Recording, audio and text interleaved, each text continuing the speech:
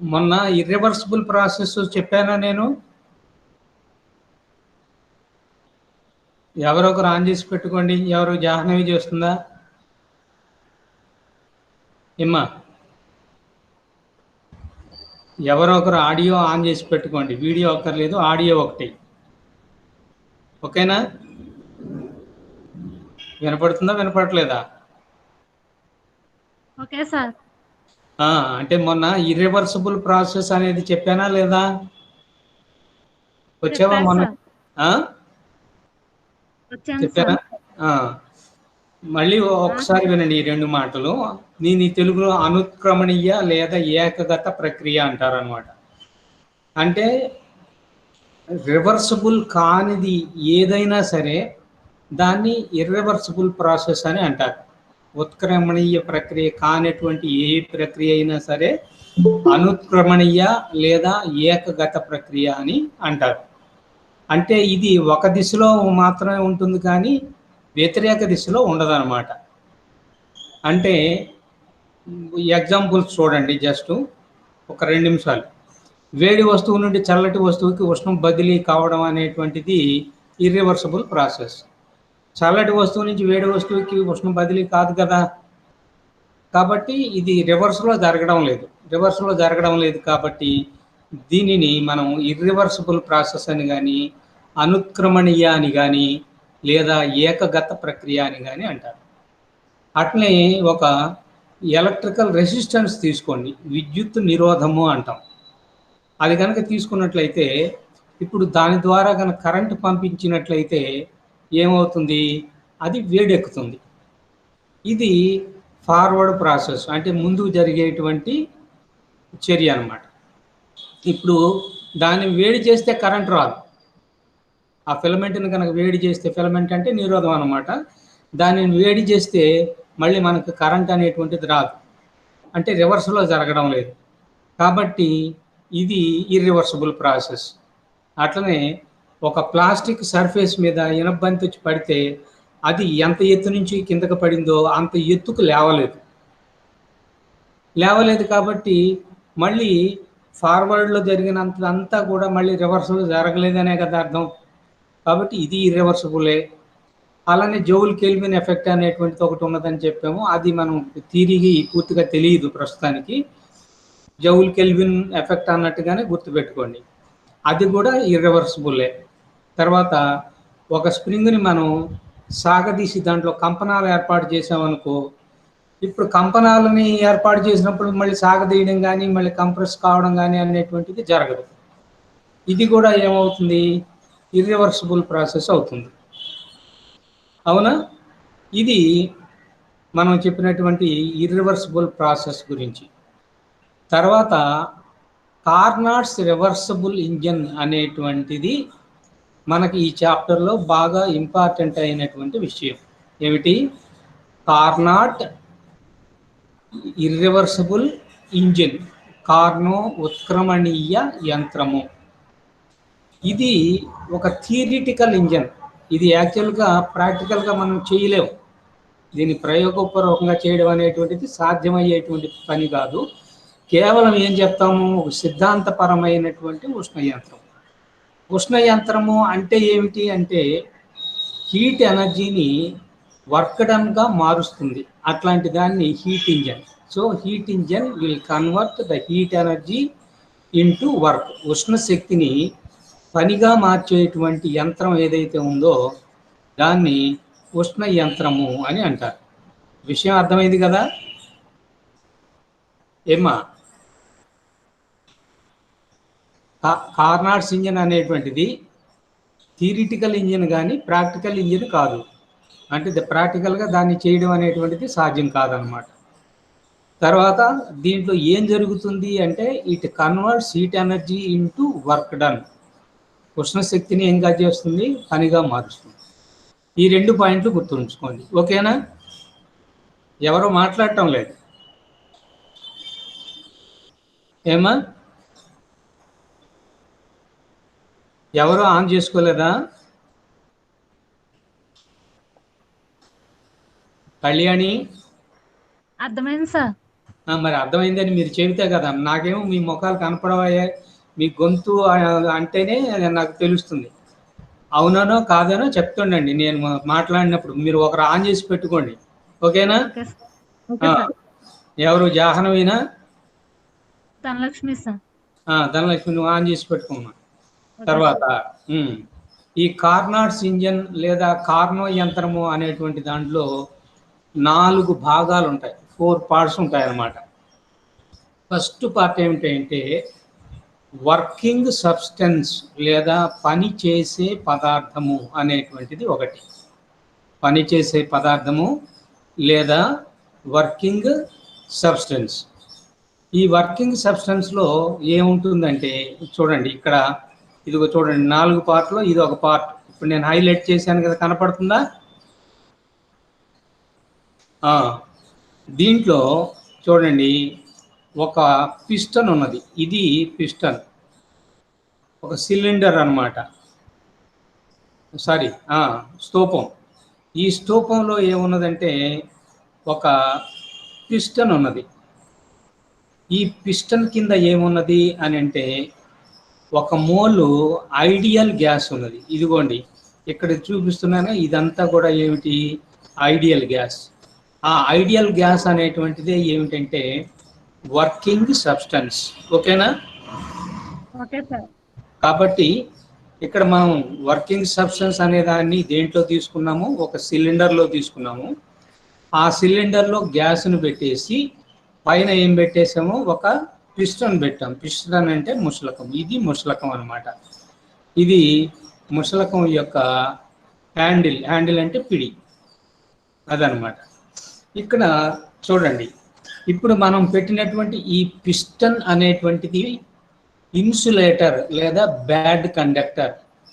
అంటే అధమ ఉష్ణవాహకము. అంటే ఉష్ణము తన ద్వారా బయటికి పోనివ్వడం కానీ బయట నుంచి లోపలికి రావడం కానీ చెయ్యనివ్వదు. ఏది? పిస్టన్.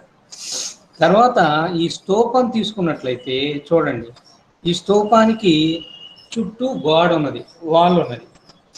తర్వాత కిందేమో ఉన్నది? బేస్. బేస్ అంటే భూమి, ఇది ఉన్నది. ఇక్కడ మీరు గుర్తుపెట్టుకోండి, ఈ చుట్టూ ఉండేటువంటి గోడ అనేటువంటిది ఇది కానీ లేదా ఇటు కానీ వెనక్కు కానీ ముందుకు కానీ ఈ 4 వైపులో ఉండేటువంటి గోడలు ఎట్లా ఉంటాయంటే ఉష్ణ బంధక పదార్థము, బ్యాడ్ కండక్టర్తో చేయబడి ఉంటాయి. కానీ ఈ కింద బేస్ ఉన్నది కదా, ఆ బేస్ని మనం సింగిల్ లైన్ తోటి చూపించాము. ఇది గుడ్ కండక్టర్ ఆఫ్ హీట్, అంటే మంచి ఉష్ణవాహక పదార్థంతో చేయబడి ఉంటుందన్నమాట.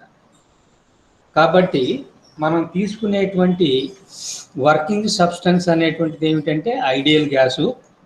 ఈ ఐడియల్ గ్యాస్ని ఒక సిలిండర్లో పిస్టన్ సహాయంతో ఏం చేసాము? బంధించాము. పిస్టన్ బ్యాడ్ కండక్టరు, సిలిండర్ చుట్టూ ఉండేటువంటివన్నీ గోడలన్నీ కూడా బ్యాడ్ కండక్టర్సు, కానీ అడుగున ఉండేటువంటి బేస్ మాత్రం గుడ్ కండక్టర్.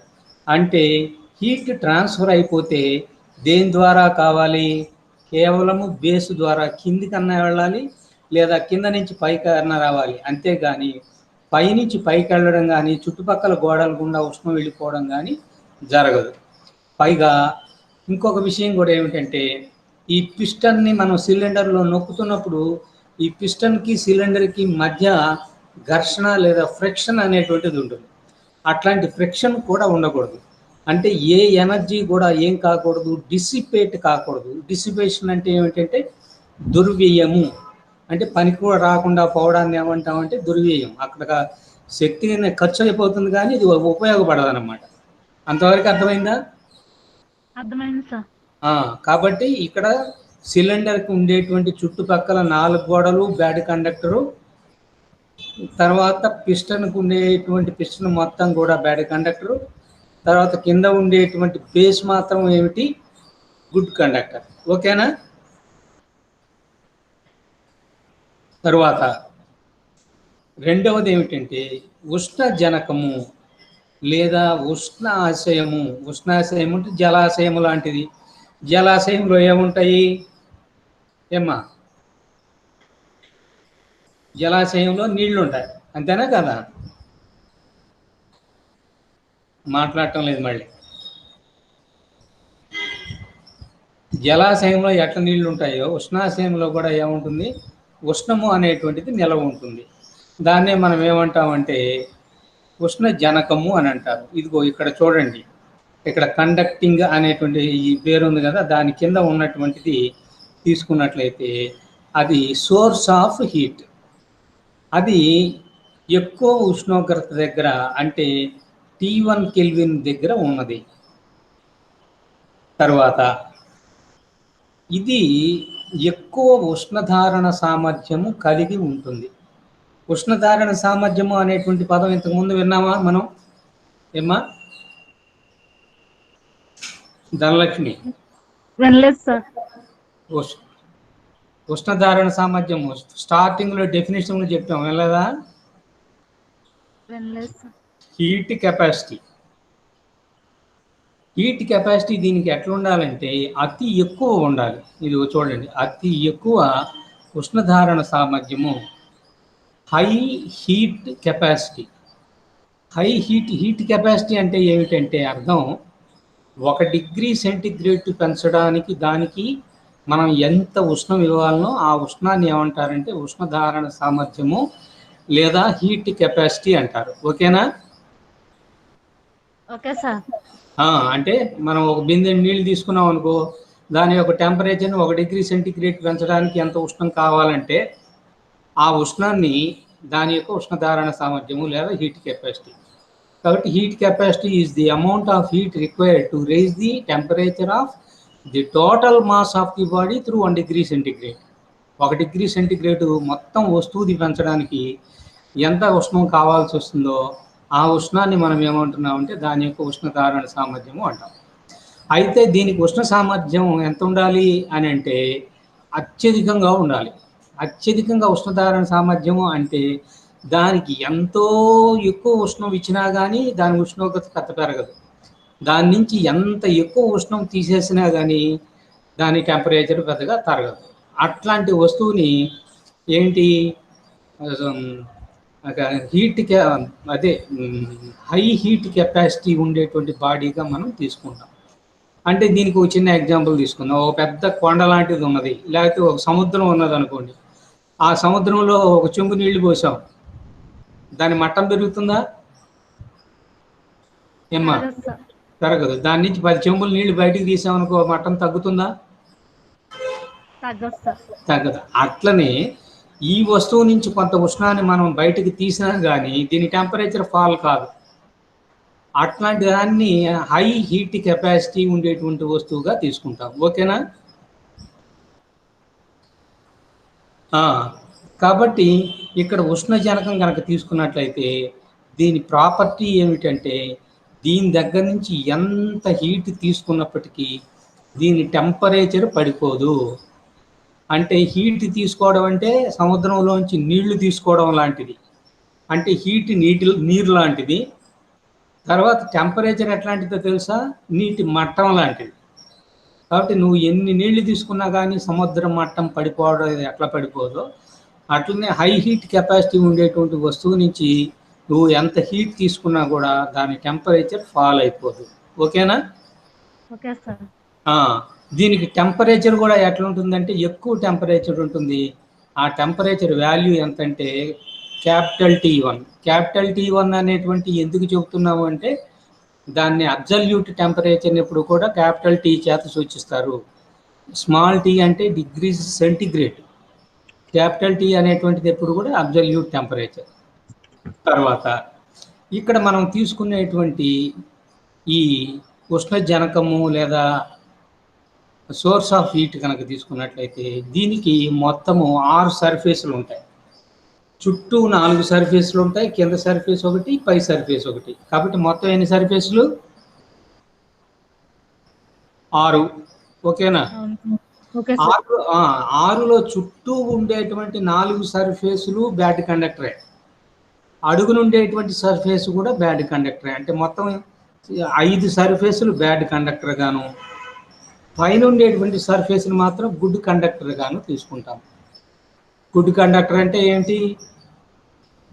ఉత్తమ ఉష్ణవాహకం, అంటే దాని ద్వారా ఉష్ణ ప్రసారం జరుగుతుంది అన్నమాట. ఓకేనా? Okay sir. మిగిలిన 5 సర్ఫేసుల ద్వారా ఉష్ణ ప్రసారం అనేటువంటిది అసలు జరగదు. అంటే ఆ సర్ఫేసులన్నీ కూడా బ్యాడ్ కండక్టర్స్, అంటే అధమ ఉష్ణవాహకంతో చేసినటువంటి సర్ఫేసులు 5, పైన ఉండేటువంటి సర్ఫేస్ ఏమో ఉత్తమ ఉష్ణవాహకంతో చేసినటువంటిది ఇంకొకటి. అంతవరకు అర్థమైందా? అర్థమైంది సార్. తర్వాత మూడవది ఏమిటంటే సింకు అనేటువంటిది. దీన్ని తెలుగులోను ఇంగ్లీష్లోను కూడా సింకు అనే పేరుతోటే పిలుస్తారు. సింకు అంటే ఏమిటంటే ఇదిగో చూడండి, ఈ చివర్లో ఇది కూడా ఎట్లా ఉంటుందంటే ఉష్ణాశయం లాగానే ఉంటుంది. ఉష్ణాశయం అయితే ఏం చేస్తుందంటే ఎక్కువ టెంపరేచర్ దగ్గర ఉంటుంది, అది హీట్ కెపాసిటీ ఎక్కువ ఉంటుంది, ఎక్కువ ఉష్ణాన్ని ఇచ్చినప్పటికీ దాని టెంపరేచర్ పడిపోతుంది. కానీ సింకు విషయానికి వచ్చేస్తే సింకు అనేటువంటిది తక్కువ ఉష్ణోగ్రత వద్ద ఉంటుంది. ఆ తక్కువ ఉష్ణోగ్రత ఎంత అంటే క్యాపిటల్ T2. ఇదిగోండి క్యాపిటల్ T2, దానిపైన ఏం రాసి ఉన్నది? సింకు అని రాసి ఉంది. దీనికి కూడా heat capacity, high heat capacity, అంటే ఇందాక చెప్పాను సముద్రం నుంచి 2 చెంబులు తీస్తే మట్టం పడిపోదన్న, అదేమిటి? సోర్స్ లాంటిది. ఇక్కడ దీనికి నువ్వు ఎంత ఉష్ణం ఇచ్చినప్పటికీ దీని టెంపరేచర్ రైజ్ కాదు. అంటే దీని టెంపరేచర్ ఎప్పుడు ఎంత ఉంటుందంటే T2నే ఉంటుంది. ఓకేనా? Okay sir. దీనికి కూడా 6 సర్ఫేసులు ఉంటాయి. 6 సర్ఫేసుల్లో చుట్టూ ఉండేటువంటి 4 సర్ఫేసులు, తర్వాత కింద ఉండేటువంటి సర్ఫేసు, అంటే మొత్తం 5 సర్ఫేసులు, ఇవన్నీ కూడా బ్యాడ్ కండక్టర్స్, అధమ ఉష్ణవాహకాలు. అంటే ఆ సర్ఫేసుల ద్వారా ఉష్ణ ప్రసారము జరగదు. ఇక పైన ఉండేటువంటి ఒక సర్ఫేస్ ఏమిటంటే కండక్టింగ్ సర్ఫేసు, అంటే గుడ్ కండక్టర్ అనమాట, ఉత్తమ ఉష్ణవాహకం. దాని ద్వారానే ఉష్ణ ప్రసారం జరుగుతుంది. అంటే బయటకు ఉష్ణం రావడం కానీ లోపలికి ఉష్ణం వెళ్ళడం కానీ జరుగుతుంది. అంతవరకు అర్థమైందా? అర్థమైంది సార్. తర్వాత ఇంకొకటి ఏమున్నది అంటే ఇన్సులేటింగ్ స్టాండ్, ఉష్ణబంధక స్టాండు అని అంటారు. ఈ ఉష్ణబంధక స్టాండు ఒక చెక్కదెమ్మ లాంటిది అనమాట. ఇది ఎలా ఉంటుందంటే దీనికి చుట్టూ వైపు ఉండేటువంటి 6 తలాలు కూడా అధమ ఉష్ణవాహకంతో చేసినటువంటి సర్ఫేస్లే. అధమ ఉష్ణవాహకం కాబట్టి దాని నుంచి ఉష్ణం బయటికి రావడం కానీ బయట నుంచి దాంట్లోకి ఉష్ణం వెళ్ళడం కానీ జరగదు. ఈ 4 విడివిడి వస్తువులు అనమాట. ఈ 4 వస్తువుల్ని కలిపి మనం ఏమంటున్నామంటే కార్నో యంత్రము అంటారు, కార్నాట్స్ ఇంజన్. ఓకేనా? Okay sir. ఇప్పుడు కార్నాట్స్ ఇంజన్లో ఎన్ని పార్ట్లు ఉన్నాయి? 4 సార్. ఫస్ట్ది ఏమిటి? పదార్థం సార్. పని చేసే పదార్థం. ఇదిగో ఇది ఈ సిలిండర్లో పెట్టేసి పైన పిస్టన్ పెట్టాము. మిగిలిన అన్ని సర్ఫేసులు కూడా బ్యాడ్ కండక్టర్స్. తర్వాత లోపలేమో వర్కింగ్ సబ్స్టెన్స్. వర్కింగ్ సబ్స్టెన్స్గా ఏం తీసుకున్నాం? దీంట్లో ఏం తీసుకున్నాం? వర్కింగ్ సబ్స్టెన్స్ తీసుకున్నాం. వర్కింగ్ సబ్స్టెన్స్ ఏమిటి?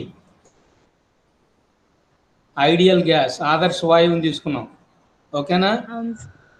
Okay sir.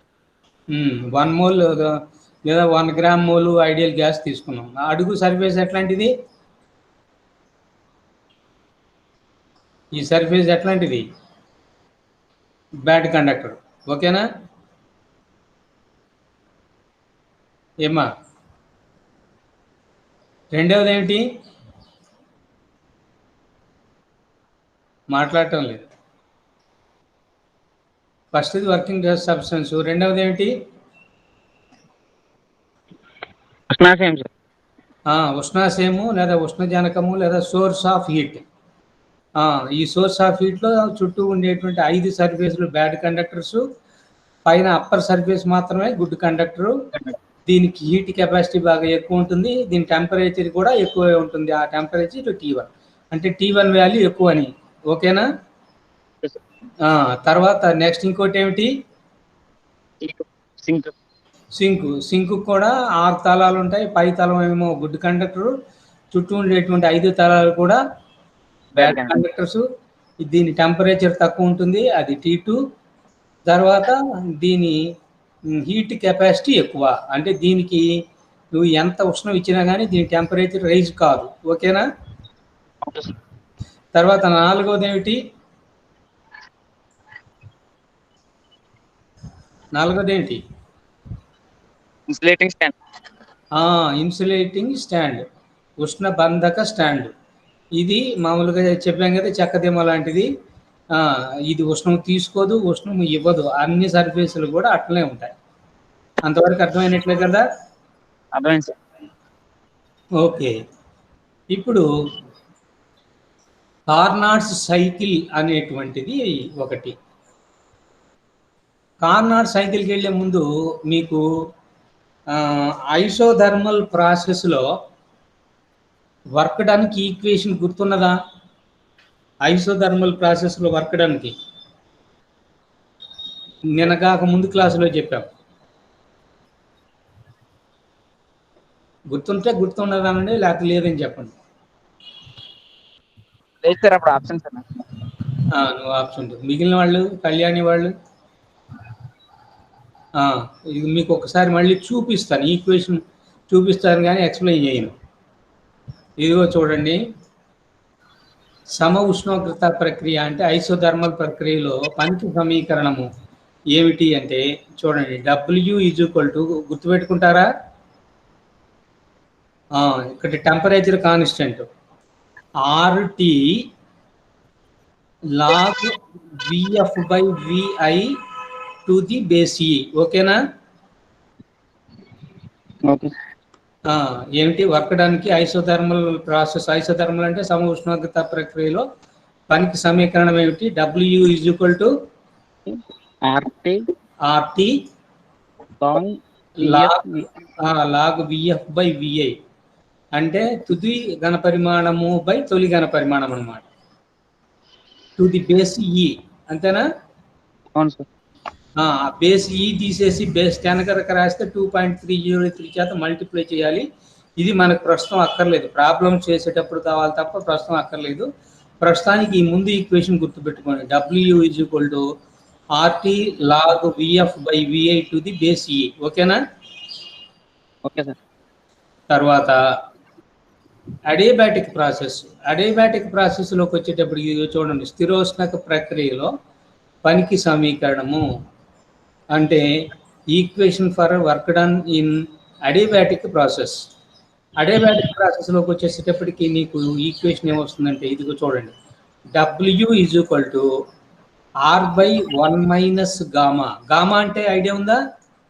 CP/CV. ఓకేనా? Okay. R/1 - gamma into TF - TI. ఇక్కడ ఉష్ణోగ్రతలో మార్పు వస్తుంది కాబట్టి ఉష్ణోగ్రతలో 2 ఉష్ణోగ్రతలు ఉన్నాయి. ఇందాక దాంట్లో ఉష్ణోగ్రతలో మార్పు లేదు. ఈ దేంట్లో మార్పులు వచ్చినాయి? ఘనపరిమాణాల్లో మార్పులు వచ్చాయి. కాబట్టి ఇందాకటేమో RT log VF/VI to the base E isothermal.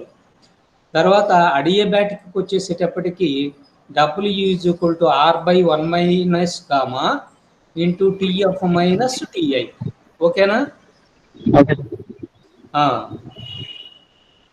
తర్వాత ఇప్పుడు కార్నాట్స్ సైకిల్లోకి వెళ్దాం. ఇది ఇక్కడ మీరు ఒక విషయం చూడాలి, ఈ కార్నాట్ సైకిల్లో Pని మనం y యాక్సిస్ మీద, ఇదిగోండి V అనేటువంటి దాన్ని x అక్షం మీద తీసుకొని గ్రాఫ్ గీస్తున్నాను. ఏమేమి తీసుకున్నాను? Pని y అక్షం మీద,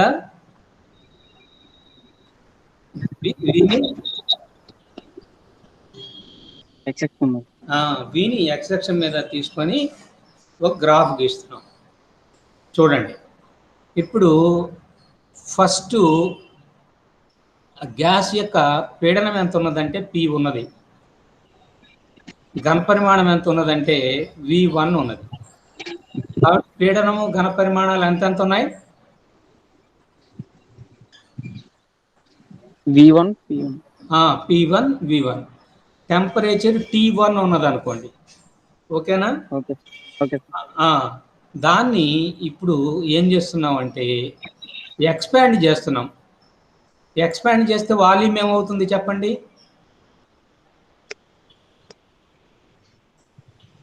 ఎక్స్పాండ్ చేస్తే, వ్యాకోచింపజేస్తే ఘన పరిమాణం ఏమవుతుంది?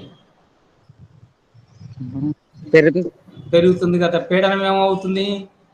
తగ్గుతుంది. తగ్గుతుంది. ఇక్కడ మనము సమ ఉష్ణోగ్రత ప్రక్రియ ప్రకారం చేసాం. అంటే సమ ఉష్ణోగ్రత వ్యాకోచము లేదా ఐసోథర్మల్ ఎక్స్పాన్షన్ చేసాం. అందువల్ల టెంపరేచరు ఏ పాయింట్ దగ్గర ఎంత అయితే ఉంటుందో బి పాయింట్ దగ్గర కూడా అంతే ఉన్నది, ఓకేనా? ఉష్ణోగ్రత మారలేదు. T1 ఇక్కడ ఏ దగ్గర ఎంత ఉన్నదో బి దగ్గర కూడా అంతే ఉన్నది. కానీ ఈ ప్రక్రియలో P1 V1 అనేటువంటివి తొలి పీడనము, తొలి ఘన పరిమాణము, తర్వాత P2 V2 అనేటువంటిది తుది పీడనము, తుది ఘన పరిమాణము, ఓకేనా? తర్వాత నెక్స్ట్ ఏం చేస్తామంటే, అంటే దీన్ని ఎక్స్ప్లెనేషన్ మళ్ళీ నేను సెకండ్ టైం కూడా ఇస్తాను. ఫస్ట్ దాన్ని, రెండో దాన్ని మీరు కోరిలేట్ చేసుకోవాల్సి వస్తుంది, ఓకేనా? కాబట్టి ఏ నుంచి బికి జరిగేటువంటి ప్రక్రియ ఏమిటి? ఐసోథర్మల్ ఎక్స్పాన్షన్, సమ ఉష్ణోగ్రత వ్యాకోచము, ఓకేనా? వింటున్నారా? Yes sir. తర్వాత బి దగ్గర నుంచి సి దగ్గరికి ఏం చేస్తానంటే స్థిరోష్ణక వ్యాకోచం చేస్తాను. బి దగ్గర నుంచి సి దగ్గరికి ఏం చేస్తాను? స్థిరోష్ణక వ్యాకోచం. స్థిరోష్ణక వ్యాకోచంలోకి వచ్చేటప్పటికి ఇక్కడ ఉష్ణ రాశి స్థిరము, కానీ ఉష్ణోగ్రత స్థిరం కాదు, పీడనం స్థిరం కాదు, ఘన పరిమాణం స్థిరం కాదు, ఇవేవి స్థిరం కాదు. కాబట్టి బి దగ్గర నుంచి సి దగ్గరకు వచ్చేసేటప్పటికి ఏం మారిపోయినాయి? పీడనము P3 అయింది, ఓకేనా? ఘన పరిమాణం V3 అయిపోయింది. టెంపరేచర్ ఏమైపోయింది? T1 దగ్గర నుంచి T2 దగ్గరకు వచ్చింది, ఓకేనా? అర్థమవుతుందా? అర్థమైంది. అంటే ఇక్కడ T3 రాదు. ఫస్ట్ దాంట్లో T1 నుంచి T2కి ఏం మారలేదుగా, T1 అట్నే ఉండిపోయింది. అందువల్ల స్థిరోష్ణక ప్రక్రియలోకి వచ్చేటప్పటికి T2 నుంచి ఎక్కడికి మారింది? T3 దగ్గరికి మారింది, T2 దగ్గరికి మారింది, ఓకేనా? ఇది స్థిరోష్ణక వ్యాకోచము లేదా అడియాబాటిక్ ఎక్స్పాన్షన్. అంతవరకు అర్థమైందా? అర్థమైంది. ఇప్పుడు సి దగ్గర నుంచి, ఇదిగోండి ఇది సి కదా, సి దగ్గర నుంచి డి వరకు తీసుకొస్తున్నాను. సి దగ్గర నుంచి డి దగ్గరికి ఎట్లా తీసుకొస్తున్నానంటే ఎక్స్ అక్షం మీద నేనేం తీసుకున్నాను? వి అంటే ఘన పరిమాణం. ఇప్పుడు సి దగ్గర నుంచి డి దగ్గరికి తీసుకొస్తే ఘన పరిమాణం తగ్గిందా పెరిగిందా? పెరిగిందా? చూడండి ఒకసారి. తగ్గింది కదా. తగ్గింది సార్ లోపల. ఘన పరిమాణం ఎక్స్ అక్షం తగ్గింది. ఘన పరిమాణం తగ్గింది కాబట్టి అది సంపీడనం అవుతుందా, వ్యాకోచం అవుతుందా? సంపీడనం అవుతుంది. కాబట్టి సి దగ్గర నుంచి డి వరకు ఉండేటువంటిది ఏమిటి? కంప్రెషన్. కంప్రెషను పైగా నేను ఇక్కడ టెంపరేచర్ని కాన్స్టెంట్గా ఉంచి చేస్తున్నాను. అంటే సి దగ్గర ఎంత టెంపరేచర్ ఉంటుందో డి దగ్గర కూడా అంతే టెంపరేచర్. కాబట్టి డి దగ్గర ఉన్న టెంపరేచర్ కూడా ఎంతకు సమానం? T2కు సమానం అవుతుంది, ఓకేనా? తర్వాత పీడనము ఘన పరిమాణాలు ఇక్కడ P3 V3 ఉంటే ఇవి మారిపోయి డి దగ్గరకు వచ్చేసేటప్పటికి P4 V4గా మారిపోయాయి, ఓకేనా? కాబట్టి ఇది ఏం ప్రక్రియ? ఐసోథర్మల్ కంప్రెషన్, సమ ఉష్ణోగ్రత సంపీడనము. తర్వాత మళ్ళీ డి దగ్గర నుంచి ఏ దగ్గరికి తీసుకెళ్తున్నాను. చూడండి, డి దగ్గర నుంచి ఏ దగ్గరికి తీసుకొచ్చినప్పుడు కూడా ఎక్స్ అక్షం తగ్గింది, అవునా కదా? అవును సార్. ఎక్స్ అక్షం తగ్గిందంటే ఘన పరిమాణం తగ్గినట్టేగా. అవును. ఇది కూడా ఏమిటి? సంపీడనమే. కాకపోతే ఇక్కడ ఉష్ణ రాశి స్థిరంగా ఉంటుంది, అందువల్ల అడియాబాటిక్ కంప్రెషన్ అంటారు. అప్పుడు డి దగ్గర నుంచి మళ్ళీ ఎక్కడికి వచ్చింది? ఏ దగ్గరకు వచ్చింది. ఏ దగ్గరకు వచ్చినప్పటికి మళ్ళీ పీడనం ఏమైపోయింది? P1 V1 అయింది. ఘనపరిమాణం అది ఉష్ణోగ్రతకు వచ్చేటప్పటికి ఎంత ఉంది, T1కి వచ్చేసింది. కాబట్టి ఉష్ణోగ్రతలు రెండేసారి మారినాయి. ఎప్పుడు మారినాయి అంటే అడియాబాటిక్ ఎక్స్పాన్షన్ అప్పుడు T2 T1 అయింది. అడియాబాటిక్ కంప్రెషన్ అప్పుడు అంటే D దగ్గర నుంచి E దగ్గరికి వెళ్ళినప్పుడు అప్పుడు T2 దగ్గర నుంచి మళ్ళీ T1 దగ్గరకు వచ్చినాయి. ఓకేనా? Okay sir. కానీ చూడండి, ఏ దగ్గర నుంచి బి దగ్గరకు వస్తే సమ ఉష్ణోగ్రత వ్యాకోచము అప్పుడు P1 V1 P2 V2గా మారిపోయినాయి. అదే రెండవ ప్రక్రియ స్థిరోష్ణక వ్యాకోచము లేదా అడియాబాటిక్ ఎక్స్పాన్షన్ అక్కడ సి దగ్గరకు వచ్చేటప్పటికి P3 V3 అయిపోయినాయి. అవునా? ఆ సి దగ్గర నుంచి మళ్ళీ డి దగ్గరకు వచ్చేసేటప్పటికి ఐసోథర్మల్ కంప్రెషన్ కాబట్టి టెంపరేచర్ మారలేదు. మళ్ళీ ఘనపరిమాణం పీడనం ఏమైపోయాయంటే P4 V4.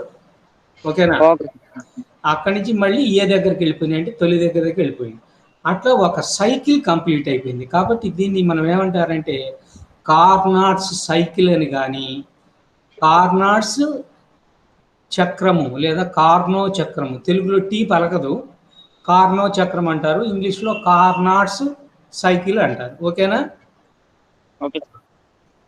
ఇప్పుడు నేను దీన్ని రెండవ రకంగా చెప్పేసి ఏమేమి జరుగుతున్నది అనే విషయానికి వద్దాం. ఫస్ట్ది ఏమిటి చెప్పండి? ఏ దగ్గర నుంచి బి దగ్గరకు వస్తే సమ ఉష్ణోగ్రత వ్యాకోచము. సమ ఉష్ణోగ్రత వ్యాకోచంలో జరిగిన పనికి సమీకరణం చెప్పగలరా? ఇప్పుడే కదా చెప్పాను, పనికి పైన రెండు చెప్పి తీసుకొచ్చాను. W = RT log VF by VI to the base to the power of V. To the base E. Okay, అంతవరకు అర్థమైంది కదా? ఇప్పుడు చూడండి, ఏ దగ్గర నుంచి బి దగ్గరకు వచ్చేటప్పటికి వర్క్ డన్ ఏమవుతుందంటే RT1 కదా ఇక్కడ ఉష్ణోగ్రత. అవును. RT1 లాగ్ V2 అంటే ఫైనల్ ఘనపరిమాణం ఎంత? V2. తొలి ఘనపరిమాణం ఎంత? V1. కాబట్టి W1 అంటాను, ఏ దగ్గర నుంచి బి దగ్గరకు వచ్చింది. W1 = RT1 log V2 by V1 అని చెప్పి నేను రాయొచ్చా? ఇదిగో ఆ ఈక్వేషన్ కరెక్ట్గా ఉందో లేదో ఒకసారి మనం కింద చూస్తే అర్థమవుతుంది. ఇదిగో చూడండి, W1 = RT1 log V2 by V1 to the base E. ఓకేనా? అంటే ఇప్పుడు పైన వర్క్ డన్కి మనం ఎట్లా చేసాం అట్లా చేస్తే చేయండి, లేకపోతే డైరెక్ట్గా W1 = ఏమని రాస్తారు? ఏమా? RT1 log V2 by V1 to the base E. అంతవరకు అర్థమైందా? ఇది ఎట్లా జరిగింది అనే విషయానికి వస్తాను. ఇది ఎట్లా జరిగింది అంటే ఏ దగ్గర నుంచి బి దగ్గరికి వచ్చే పని అయితే P1 V1 T1 అనేటువంటివి పీడనము, ఘనపరిమాణము, ఉష్ణోగ్రతలు అని అనుకుందాం. దేనిది? వర్కింగ్ సబ్స్టెన్స్ది. ఓకేనా? ఇప్పుడు పని చేసేటువంటి పదార్థం ఉండేటువంటి ఈ సిలిండర్ని దేని మీద ఉంచుతున్నాను? ఉష్ణ జనకముపై ఉంచుతున్నాను. ఓకేనా? దేని మీద ఉంచుతున్నాను? ఉష్ణ జనకము. మీరు కావాలంటే మళ్ళీ పైన బొమ్మ చూసుకోండి. ఇదిగో ఇది కదా కార్నాట్స్ ఇంజిను, ఈ 4 పార్ట్లు కదా. మీరు ఒకసారి గుర్తుపెట్టుకుంటే ఫస్ట్ ఇదిగో ఈ సిలిండర్ని తీసుకొచ్చేసి ఇదిగో ఈ సోర్స్ మీద పెడతాను. ఓకేనా? అప్పుడు సమ ఉష్ణోగ్రత వ్యాకోచము. ఓకేనా? ఆ తర్వాత ఏం చేస్తాను, ఇది T1 ఉష్ణోగ్రత దగ్గరే ఉన్నది, వ్యాకోచము చెందింది. ఈ వ్యాకోచం చెందినటువంటి ఈ సిలిండర్ని తీసుకొచ్చి మళ్ళీ దేని మీద పెడతానంటే ఇన్సులేటింగ్ స్టాండ్ మీద పెడతాను. ఓకేనా? ఇన్సులేటింగ్ స్టాండ్ దగ్గర ఉష్ణం ఇవ్వడం లేదు, తీసుకోవడం లేదు. కాబట్టి ఇది ఏ ప్రక్రియ అవుతుంది? స్థిరోష్ణక ప్రక్రియ అవుతుందా? అడియాబాటిక్ ప్రాసెస్ అవుతుందా? ఇప్పుడు మళ్ళీ వ్యాకోచం చెందుతుంది. ఇది రెండో భాగం అన్నమాట. స్థిరోష్ణక వ్యాకోచం అంటే బి నుంచి ఎక్కడికి? సి దగ్గరికి. ఓకేనా? తర్వాత ఏం చేస్తాము, మళ్ళీ ఈ సిలిండర్ని తీసుకొచ్చేసి సింక్ మీద పెడతాం. ఓకేనా? తర్వాత ఇది T2 దగ్గర కూడా వచ్చేస్తుంది ఒకేసారి, దేని మీద, ఇన్సులేటింగ్ స్టాండ్ మీద ఉన్నప్పుడు. ఓకేనా? తర్వాత T2 ఉష్ణోగ్రత ఉండేటువంటి ఇది తీసుకొచ్చి సింక్ మీద పెడితే ఇక్కడ మళ్ళీ ఏమవుతుందో తెలుసా, సమ ఉష్ణోగ్రత సంపీడనం జరుగుతుంది. అంటే సి నుంచి ఎక్కడికి వస్తుంది, డి దగ్గరకు వస్తుంది. ఓకేనా? ఆ తర్వాత మళ్ళీ ఆ T2 దగ్గర ఉండేటువంటి దాన్ని తీసుకొచ్చి మళ్ళీ దేని మీదకి పెడతాము, తీసుకొచ్చి ఇన్సులేటింగ్ పెట్టేస్తాం. మళ్ళీ అది ఎక్కడికి వస్తుంది, కండక్టింగ్ దీని దగ్గర వస్తే మళ్ళీ T2 వచ్చేటట్టు చేసుకుంటాం. T2 వచ్చేటట్టుగా సంపీడనం జరిగేటట్టుగా చేస్తాం అన్నమాట. ఓకేనా? ఇప్పుడు మొత్తం ఎన్ని పనులు జరుగుతాయంటే 4 పనులు జరుగుతాయి. ఒకటి సమ ఉష్ణోగ్రత వ్యాకోచము, 2 అంటే A to B అనమాట, 2 B to C సమ స్థిరోష్ణక వ్యాకోచము, తర్వాత సి నుంచి డికి ఏమిటి, సమ ఉష్ణోగ్రత సంకోచము, తర్వాత డి నుంచి ఏ వరకు అంటే W4 అనుకోండి, అది స్థిరోష్ణక సంకోచం. ఓకేనా? ఇక్కడ మీరు గుర్తుపెట్టుకోవాల్సింది ఏమిటంటే, ఇదిగో P1లు P2 వీటిలు అన్ని 4 చోట్ల మారిపోయినాయి, కానీ ఉష్ణోగ్రత మాత్రం ఎన్నో ఉష్ణోగ్రతలు వచ్చినాయి, నా ఉష్ణోగ్రత 4 ఎక్కడ వచ్చినాయి, రెండే. పైన ఏ నుంచి బి వరకు ఉండేటువంటిదంతా కూడా ఏమిటి, T1, తర్వాత సి నుంచి డి వరకు ఉండేటువంటిదంతా T2. ఓకేనా? అది గుర్తుపెట్టుకోండి. అంటే బి నుంచి సి దగ్గరకు రావడానికి T1 నుంచి T2కు పెరిగింది, అవునా? మళ్ళీ డి నుంచి ఏ దగ్గరికి వెళ్ళడానికి T2 దగ్గర నుంచి T1 దగ్గరికి వెళ్ళింది. ఓకేనా?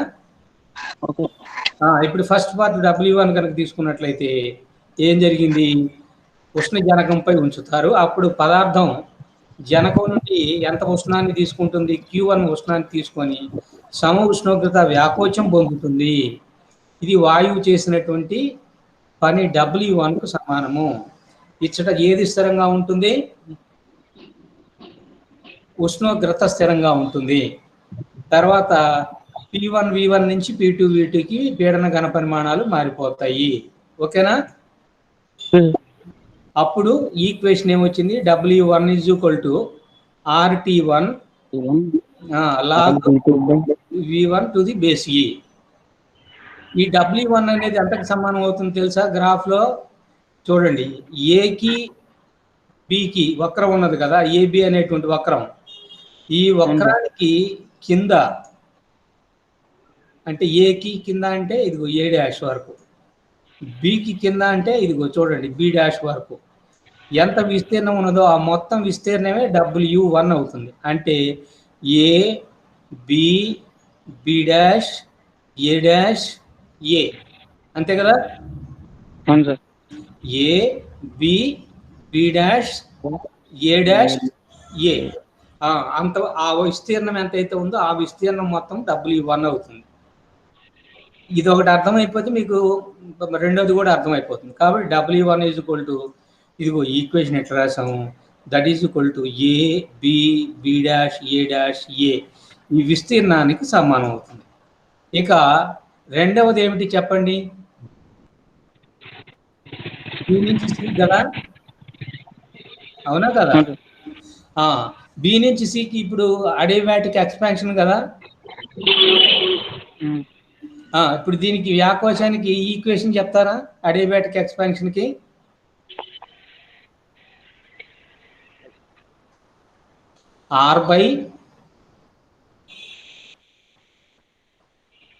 చెప్పండి, R/, రెండో equation adiabatic work done W2 =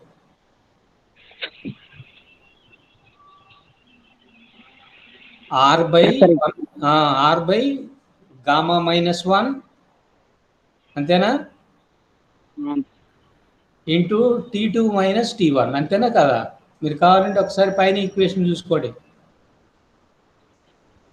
ఇదిగో మళ్ళీ పైకి ఈక్వేషన్ తీసుకున్నాం, ఇదిగో R/1 - గామా TF - TI. ఓకేనా? ఇప్పుడు R/1 - గామా ఉన్నది. టీఎఫ్కు బదులుగా T2 వచ్చింది. టీఐకి బదులుగా T1. T1 ఉన్నది. అది తర్వాత ఇది ఏ ఏరియాకి సమానము? ఇగో BC కింద ఉండేటువంటి విస్తీర్ణము. BC కింద ఉండేటువంటి విస్తీర్ణం అంటే ఏమవుతుంది చెప్పండి? BC C', D', B. ఓకేనా? ఓకే. చుక్కల గీతలు గీసినటువంటి భాగం అన్నమాట. ఓకేనా? తర్వాత అట్లనే మూడవ దానికి కూడా మీరు చెప్పగలుగుతారా? C నుంచి D వరకు ఏమిటది చెప్పండి?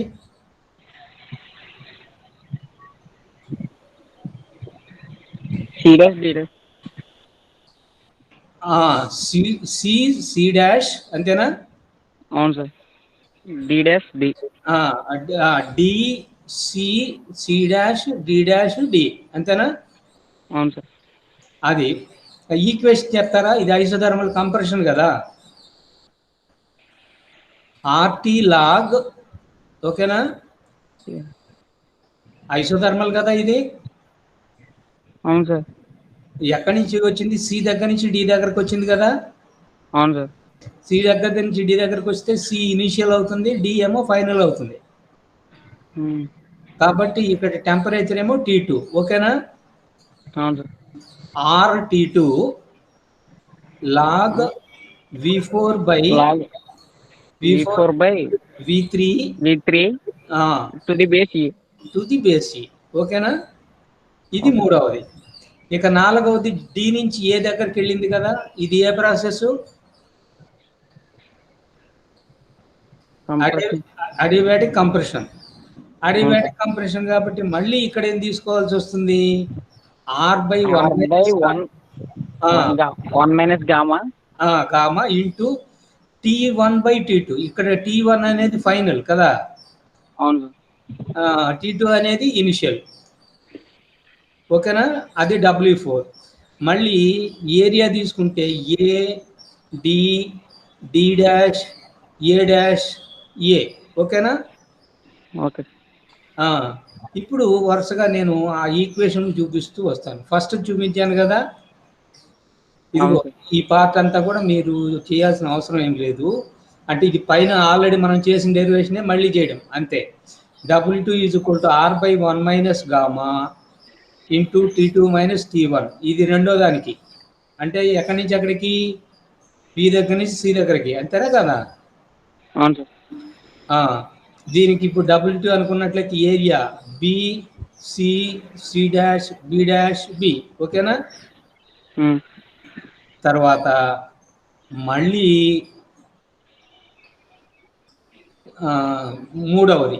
మూడవ దానికి వచ్చేటప్పటికి అది సమ ఉష్ణోగ్రతే కదా. ఎక్కడి నుంచి ఎక్కడికి చెప్పండి? సి దగ్గర నుంచి డి దగ్గరికి. అక్కడ ఉష్ణోగ్రత స్థిరము, ఆ విలువ ఎంత? T2. ఓకేనా? కాబట్టి అప్పుడు వచ్చినటువంటి W3 = RT2. అవునా? ఇక్కడ తుది ఘన పరిమాణం V4, తొలి ఘన పరిమాణం ఎంత ఉన్నది? V3. కాబట్టి RT2 log V4/V3, అంతేనా? తర్వాత ఏరియాకి వచ్చేటప్పటికి CD, D', C. ఓకేనా? మళ్ళీ డి దగ్గర నుంచి ఎక్కడికి వెళ్ళిపోయాం? డి దగ్గర నుంచి ఏ దగ్గరికి వెళ్ళిపోయాం కదా. అంటే తొలి బిందువు దగ్గరికి వెళ్ళిపోయాం. అవునా? ఇది స్థిరోష్ణక సంపీడనం. అవునా? ఇక్కడ చూడు, ఈ ప్రక్రియలో స్తూపాన్ని మళ్ళీ సింక్ పై నుండి తొలగించి దేని మీద పెడుతున్నాం? ఉష్ణభరిత స్టాండ్ మీద పెడుతున్నాం. అవునా? అప్పుడు మళ్ళీ ఏ అనేటువంటి తొలి బిందువు పొందే వరకు స్థిరోష్ణక సంపీడనానికి లోను చేస్తాం. అవునా? ఇక్కడ సమీకరణం మళ్ళీ మామూలే. అవునా? ఇక్కడ తొలి ఉష్ణోగ్రత ఎంత? T2 అవుతుంది. తుది ఉష్ణోగ్రత ఏమో T1 అవుతుంది. అంతే కదా, డి నుంచి ఏకి. కాబట్టి W4 ఏమైపోయింది అంటే R/1 - gamma into T1 - T2. లేదా ఏరియా కనుక చెప్పే పని వేస్తే A4 = D A A dash B dash. Into sorry into అంటాను డి, ఆ వైశాల్యం ఒకటి దూరుతున్నాను అనమాట. ఓకేనా? ఓకే. ఇది కార్నాట్స్ ఇంజిన్. ఓకేనా? ఓకే. అంటే కార్నాట్స్ ఇంజిన్ చెప్పాము, కార్నాట్స్ సైకిల్ చెప్పాము. ఇది అయిపోయిన తర్వాత రేపు కార్నాట్స్ ఎఫిషియన్సీ చెప్పాలి. ఓకేనా? ఓకే. మీరు లైన్లో ఉండండి ఒకసారి.